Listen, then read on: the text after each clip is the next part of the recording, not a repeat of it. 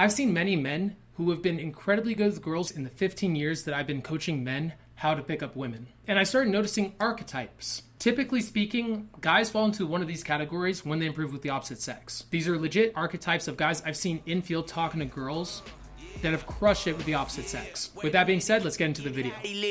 10 toes in when we standing on business. I'm a big stepper, underground methods, top-notch hoes, get the most, not the lizard. Straight terror, product of your errors, pushing culture, baby, got that product you can measure. Trendsetter. When I talk about this topic, a lot of people think Robert Greene. He was one of the first people to suggest that there are archetypes in terms of seduction. So I'll go through those really quick with you guys. The first one is the siren. If your presence can spellbind an audience, you're likely channeling the siren seduction. This type of attraction is not just about looking pretty, it's about having a mix of depth and intrigue that makes you want to keep coming back. I really don't know what that means. I mean, a lot of these other archetypes, generally speaking, fall underneath this category where they could be very spellbinding to an audience. The second one is the rake. Are you always going Casanova style?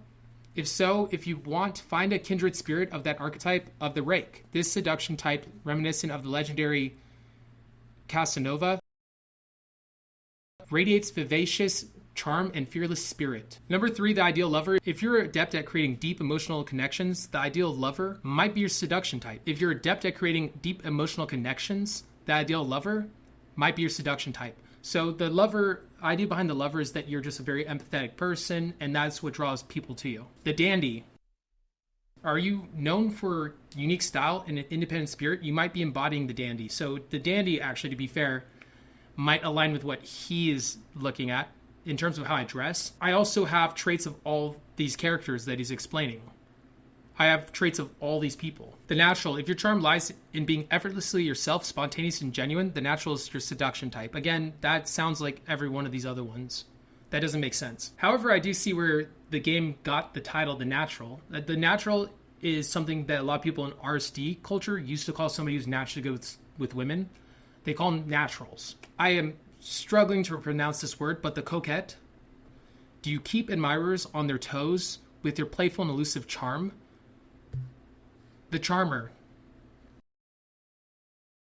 If making everyone feel special is your forte, you're likely a charmer. Again, that sounds like the lover. So I'm honestly going to stop right here. A lot of these different seduction styles seem to mix and match. They appear to be honestly one and the same oftentimes. It's too much of a broad stroke to really build an archetype around this, and I know a lot of pickup artists love this book. I like it too. I love Robert Greene. I think he's a fucking genius. However, I don't think it's a very good system to characterize yourself underneath.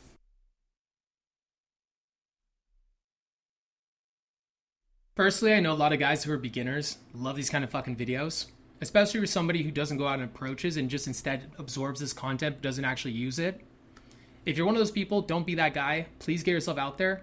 If you're not approaching 10 to 15 people a night every time you go out, I mean guys, girls, anybody, then you need to get that in place first. You need to start getting more social, more out there, get more extroverted.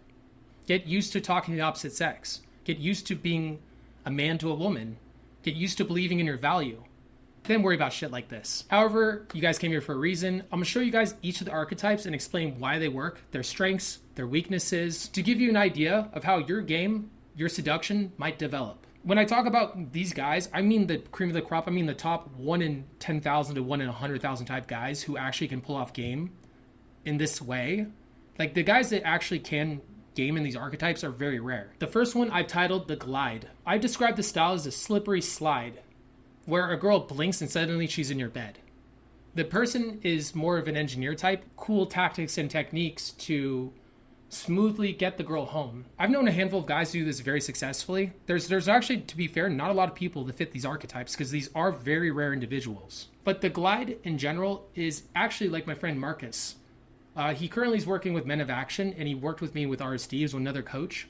This guy had tons of different strategies to pull. I remember he actually told me to pull a girl on infield, and he goes, hey, do this. Tell her you're going to lead her to the bar, and then change directions as you go into the bar. So as I start walking to the bar, I say, actually, here, I know a bar up the street that's even better. Take her up the street, and we end up sleeping together in my car. And this is the way that his game worked. And there's a couple guys currently in Vegas who are pretty good with this strategy. The strength of this is that sex is a lot easier for these individuals. They need a lot more in terms of getting a larger section of girls and approaching a lot more and moving it faster. But there are some really big drawbacks to this style. The weakness of this is that you can make a girl feel duped. I've known some guys who try a style like this and they act gay. And acting gay is going to surprise the fuck out of the girl when she goes home with you and suddenly you show her you have a dick. You also are risking pulling a crazy girl, and a crazy girl can potentially ruin your life with a situation like this. Not to mention that if you're not doing this properly, you're going to get 86'd or kicked out permanently from a lot of venues. So there's a certain finesse to it. If you're going to do this, there's a certain type of energy you need to employ. But the glide is a very engineer/intelligent way to do it. You have to be very smart as well. To be a successful glide, you have to be very smart and have an engineer's type mind. You're not so good on the EQ side if you're this type of person, but you're logically, IQ-wise, a very smart person if you're somebody that pulls the strategy off. The next one is the mess. This is actually an archetype that I followed when I started working for RSD. Basically, it's a wild child, bad boy, cocky mess. You're such a mess yourself in terms of not judging yourself or judging others. You are full abandonment, wild stallion, doing whatever the hell he wants, drinking, going crazy, saying things that might offend people, basically just doing whatever the fuck you want. This can be very alluring to a girl because a guy that does what he wants when he wants is also a person who doesn't get punished for doing that.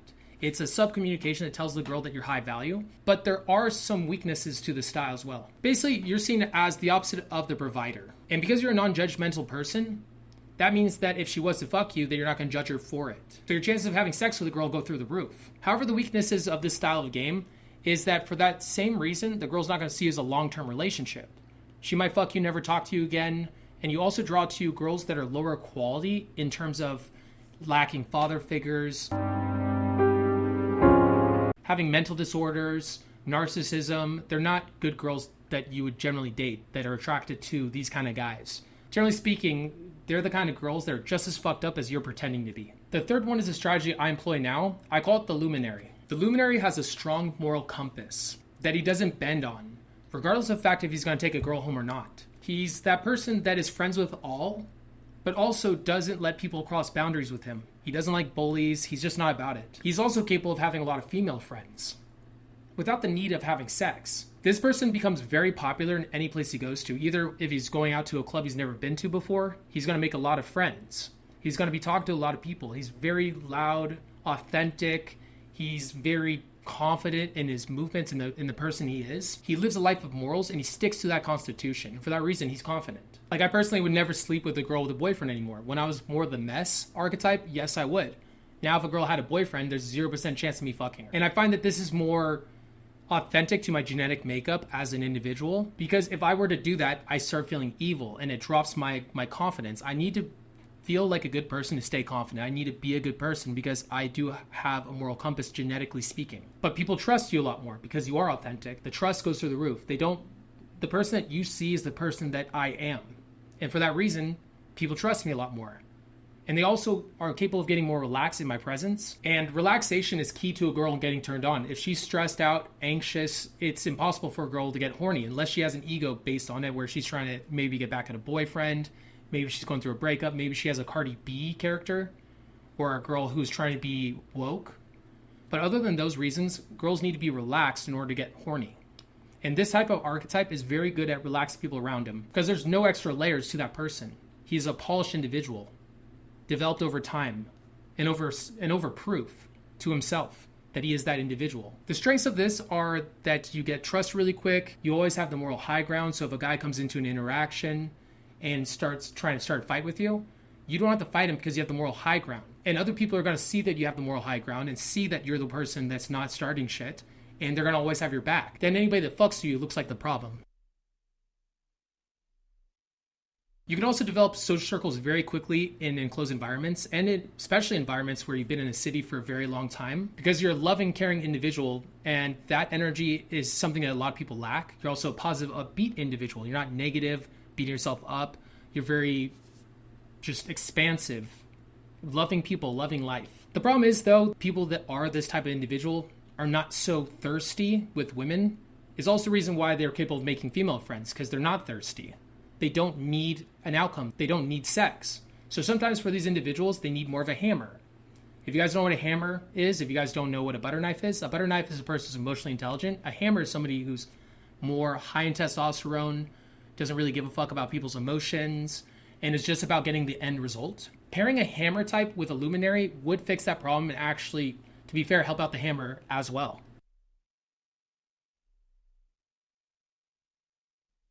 Number 4, the social engineer.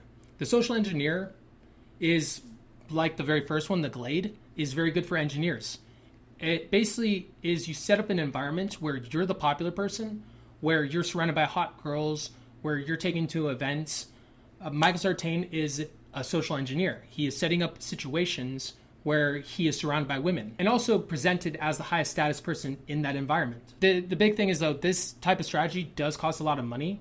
It also does mean that you have to have legitimate social status. Another weakness of this as well is that oftentimes people put too much emphasis on the social engineering side and they don't work on their charisma. So in individual conversations, they're not so witty or charismatic as the other types of individuals. As opposed to the other archetypes in this list where they're very verbose and very socially intelligent, these guys oftentimes lack it because they don't see the point in it. Number 5, the breezy. This guy is just super chill, very relaxed. Actually, to be fair, a lot of naturals I've met have been the breezy. The breezy is just always chill, always very low energy, but they understand themselves, they understand their value, they're very still. If you give them eye contact, they're just laser in. They're never trying hard. They don't feel the need to try hard. They're never qualifying themselves. They're never DHVing. And for that reason, there's almost a vacuum effect with them where you start qualifying yourself to them. I've seen a handful of these guys who have been this type, and I found myself even qualifying to them or trying to even emulate them because whatever they're doing, they just have an aura about them. They're just so relaxed and they're so self-confident. When people start in game, they feel like they have to have high energy to hook a girl. But as you get better, you realize you don't have to. And the chill guy truly represents that idea that chill game is your bread and butter. You're not always going to be energetic. So when you're not really feeling like being energetic, it's okay to be chill and relaxed. You can still attract girls in a very low energy. The weakness is actually the weakness of a couple of the other ones coming up, is that they're not very good at putting themselves out there. They sometimes self-fly and they're not very aware about the situation, so they'll be wallflowers waiting for girls to either come up to them or their friends to bring girls to them. Number 6, the perfect man. This guy perfectly fits the societal standards of what a girl wants in a man. Tall, handsome, muscular, has good fashion, has a good job. Basically everything that the girl could brag about on paper. And it's also a very competitive field. I mean, every other guy other than pickup artists does this strategy and they try to become the perfect man. So there's a lot, and girls are going for the top 1% of guys.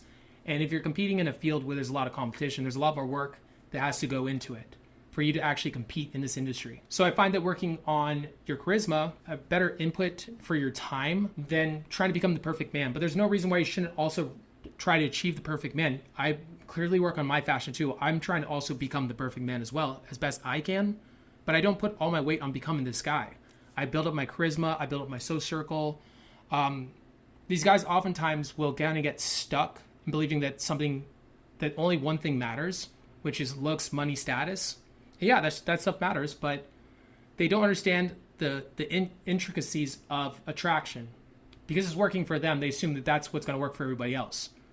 And I'll say this as well. If you are the perfect man, it is easier to believe in yourself and be cocky and say the right things because you just believe, hey, I'm hot. Of course she likes me, and becomes a self-fulfilling prophecy in a way.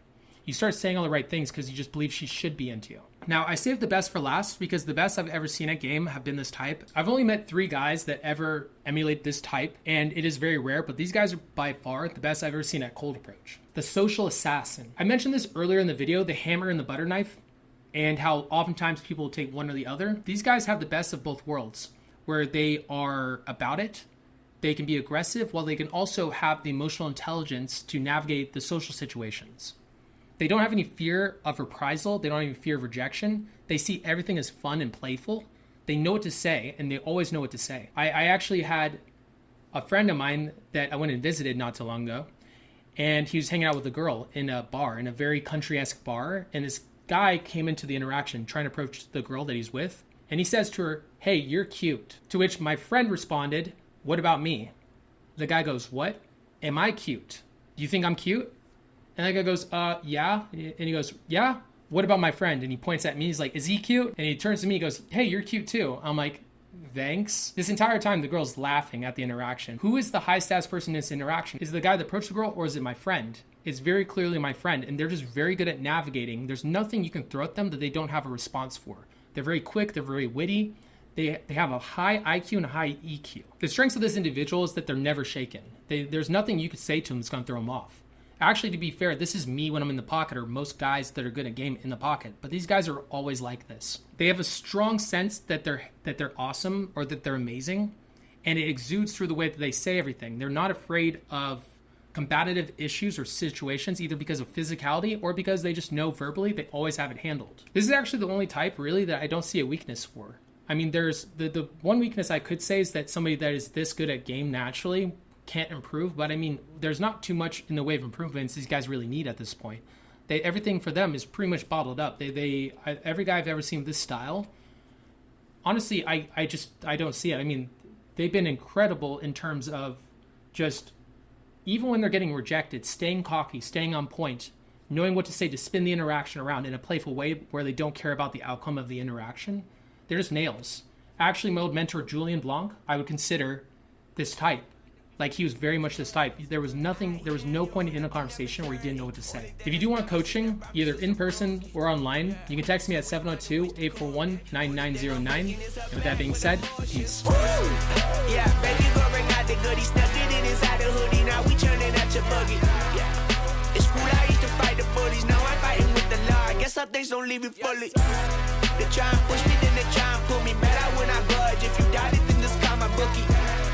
And my bookie take it.